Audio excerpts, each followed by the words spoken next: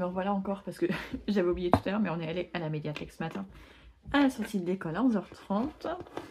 J'enlève les scotch que j'ai pas encore eu le temps de ranger. Et du coup, on a récupéré les livres qu'on avait réservés et qui étaient arrivés. C'est-à-dire pas tous, mais une petite partie. Et les garçons, j'avais les 2 petits avec moi. Je leur ai dit d'aller voir s'ils voulaient prendre des livres en plus. Et ils en ont pris 2 ou 3. Ouais, donc je vous montre ça tout de suite. Alors, je ne sais plus est-ce qui est pour qui, pourquoi. Si. Alors, mon fils de 6 ans et demi a choisi ça. La barbe dorée du roi. Je ne sais pas pourquoi, ça avait l'air de lui plaire. Je crois qu'il l'a feuilleté dans la médiathèque avant qu'on sorte. Ouais, il n'y a pas beaucoup de texte. Mais voilà, c'est lui qui l'a choisi. C'est un livre d'images, donc il n'y a pas beaucoup de mots, mais je pense que ça va bien pour lui. En tout cas, c'est ce qu'il a choisi. Après, pour mon fils de 4 ans et demi, il a encore pris un Geronimo Stilton. La dernière fois aussi, alors, les couvertures sont jolies et tout ça, l'histoire est sympa, mais c'est à partir de 8 ans. Et pour le coup, c'est vraiment à partir de 8 ans, parce que l'autre, je lui avais lu, mais en fait, il comprend pas, parce qu'il y a plein de jeux de mots. Alors, les jeux de mots, moi, je les comprends, mais lui, il veut pas les comprendre, donc c'est un peu dommage. Mais bon, il a quand même voulu en reprendre un, donc il n'y a pas de problème, hein, on le lira. En plus, c'est la nuit magique de Noël, donc ça a l'air quand même très sympa. Ensuite, il a pris aussi celui avec un arc-en-ciel. Il adore les arcs-en-ciel. Ever the Rainbow, découvre les 1000 facettes de l'arc-en-ciel. Donc, ouais. Ouais, en fait, ils expliquent l'arc-en-ciel. Comment il apparaît, comment on peut le faire apparaître. Les phénomènes rares. Ouais, il y a quelques explications, ça peut être sympa. Ça peut être sympa. Donc c'est lui qui l'a choisi. Et moi, pour mon fils de 4 ans et demi, j'avais choisi celui-ci que j'avais réservé. La petite cuisine des fées. C'est aux éditions Chêne Jeunesse. Je ne sais plus pourquoi j'ai choisi ce livre-là. Pâtisserie est un art rigoureux et précis pour lequel il faut du temps et de la patience. Et du coup, dedans, on a des histoires. On a Cendrillon, les allumettes au sucre, les doigts de fée, soufflé de citrouille, la boisson du prince. D'accord.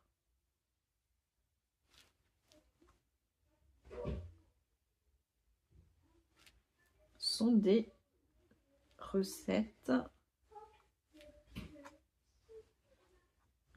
Ok, d'accord. Donc à chaque fois, on a une histoire. On a une page d'histoire. Voilà, Hansel et Gretel. Et derrière, on a la recette. Une recette. Là, c'est les cailloux de Hansel. Là, on a la maison en pain d'épices. Donc à chaque fois, on a une histoire courte, enfin juste une page d'histoire et derrière une, 2 ou 3 recettes en lien avec l'histoire. Donc ça doit être chouette. Je crois que je lui avais pris ça parce qu'il adore cuisiner, la pâtisserie. Et après, je lui avais pris aussi celui-ci, Peppa se déguise, parce que demain ils font le carnaval à l'école et que Peppa, ça marche toujours avec lui. Il aime bien. Et celui-ci, on ne l'avait pas encore pris, je pense. Ouais, on l'avait pas encore pris celui-ci.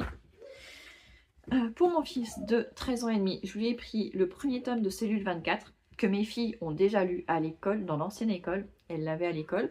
Elles l'ont lu et après on avait acheté la suite, le 2 et le 3 qu'on a encore à la maison, on les avait achetés. Et du coup mon fils, il a lu le 2 et le 3 mais il n'a pas lu le premier, donc c'est un peu dommage.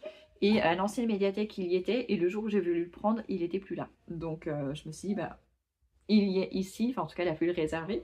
Et on l'a, donc il va pouvoir enfin le lire. C'est de Maxime Gillot. Si je ne me trompe pas, ce sont des collégiens qui enquêtent la nuit ou quelque chose comme ça. Au début, je croyais qu'il s'agissait d'une mission comme les autres, intégrer un collège avec un autre agent.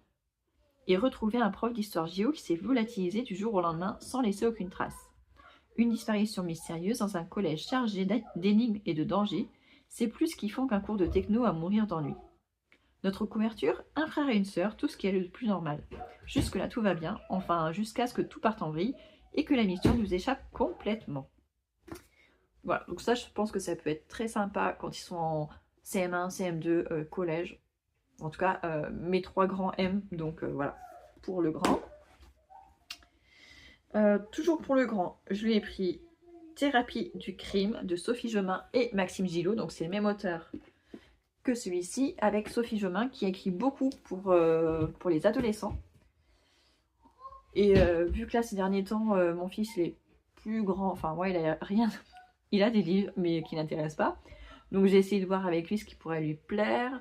Et au début, c'était plutôt, je me tournais plutôt vers la science-fiction. Et après, je me dis, bon, les livres que sa sœur lit, ça peut lui plaire aussi. Donc je me dis, pourquoi pas tenter celui-ci, Thérapie du crime. Ce sont 2 auteurs que je connais comme ça, de réputation, on va dire. Donc apparemment, ils sont très très bien. Les 2 ensemble, je pense que ça va être que du bon. Alice Rivière est une psychologue peu conventionnelle. L'incongruité, c'est son truc. Elle ne fait rien comme personne et c'est même la raison pour laquelle on vient la voir. D'ailleurs, si elle pouvait parler de ce qu'on lui confie lors de ses séances, elle aurait des centaines d'histoires à raconter. Mais la discrétion est une règle d'or, une règle fortement ébranlée par la réapparition du commandant Xavier Capel, qui vient lui soutirer des informations sur un de ses patients. Encore faudrait-il qu'elle accepte de l'aider et qu'elle lui pardonne l'humiliation subie 16 ans plus tôt, et pour ça, il peut toujours courir.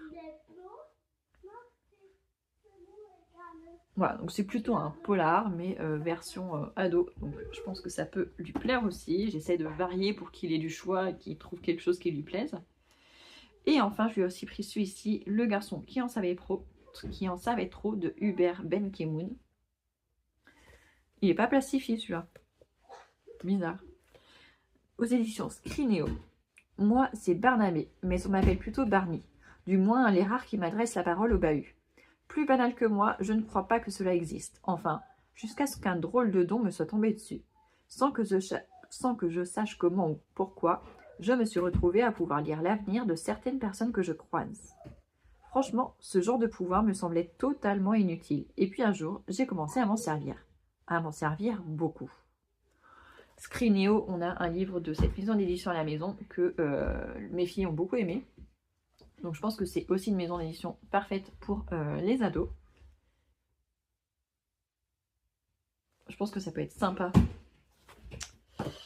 Et enfin, pour moi, il y avait un livre qui est arrivé aussi. 5 sœurs en sursis de Laure Manel, qui n'était pas prévu dans ma pile à lire de février, mais comme je ne savais pas de toute façon quand est-ce qu'il serait disponible. Donc le voilà, je ne sais pas si c'est le dernier ou l'avant-dernier qui est sorti. On va regarder ça.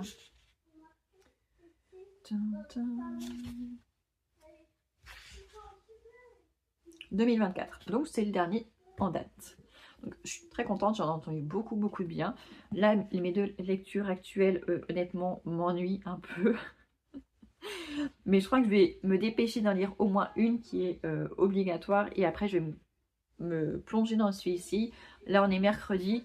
Donc, je pense que ça sera ma lecture de ce week-end. Je pense, à mon avis, je vais passer un bon moment. Donc, voilà. Je vais pouvoir aller distribuer les livres. Maintenant que je vous les ai montrés. Les distribuer, les donner à ceux... Bon, en même temps, il n'y en a que 3. Il y a 3 tas à faire. Hop. Ceux-là, on a la chambre des garçons.